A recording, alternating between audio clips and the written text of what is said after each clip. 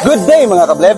I am Fire Officer Juan Fuentes. And I am FO3 Aquin, and welcome back to another segment dito sa Pulso para na Bumbero. Tangkad mo naman, buddy. Saan ka, buddy?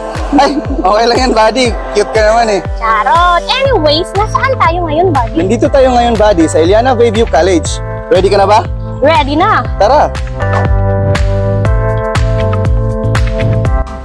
Hello, good afternoon po, sir. I am FO3 Aquin from the Bureau of Fire Protection po, sir. Yes, ma'am. Good afternoon. Ano po pangalan nila, sir? Ako po si Warren Rulli. By profession, I am a pastor. At the same time, ay isa ako sa Project Development Officer sa schools. At the same time, gumaganap din ako bilang isa sa mga safety officer sa school. Let's figure that po. Ngayon po na malapit na po tayong mag-back to school, ano po yung mga preparations ninyo, sir, with regards to fire safety or other emergency na pwedeng mangyari po sa school na ito?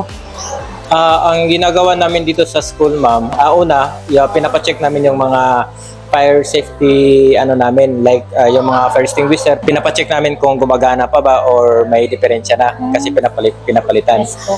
Yung mga fire alarms namin, chinecheck kung gumagana, yung mga fire exit, kung okay ba siya, wala bang mga doon sa mga hagdanan natin, chinecheck. Maliban doon, nagkakanta kami ng, kumbaga, nire-refresh namin sila sa mga fire safety protocols sa school namin since mga estudyante yung kinikater natin. That's good to hear po, sir. Thank you for your time, sir. Thank you, ma'am. Hello, good afternoon everyone. Good afternoon, sir. I am John Mark Rabe.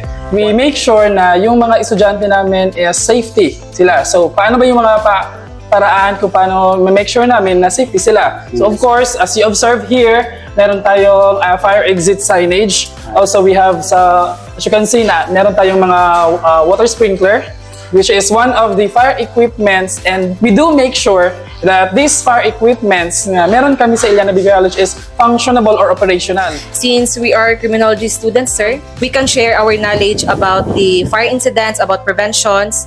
Since we have that subject, so we have that knowledge about that fire prevention, sir. We can share also knowledge when it comes to fire prevention, sir, in other departments, especially those departments na without knowledge when it comes to this incident, sir. Si SG Bantugon po, sa nakataas po dito sa Iliana Bayview College, ma'am. Yung admin natin, nag-prepare sila sa fire extinguisher natin, saka yung may mga imbak tayong tubig sa taas, tangke, para pag in case of emergency na mayroong apoy na sakali man na makapasa eskwelahan, aktibo yung alam natin dyan. Sa mga estudyante, ma'am, ang ginagawa namin, inspection talaga. Kinukuha namin yung mga lighter, mga posporo, engage yung mga light materials na pwedeng makasunog. Tsaka palagi din namin chine-check yung mga fire extinguisher kung expire na o pwede pong gamitin. Mahalagang tandaan ng pagiging handa sa mga sunog, anumang kuna ay hindi lamang responsibilidad ng paaralan, kundi ng buong komunidad. Di ba, buddy? Yes, buddy. Kaya naman, kailangan ng kooperasyon at partisipasyon ng lahat upang masiguro ang kaligtasan sa panahon ng sunog o anumang kalamidad. Laging tandaan mga kableb, ligtas ang may alam! Bye-bye!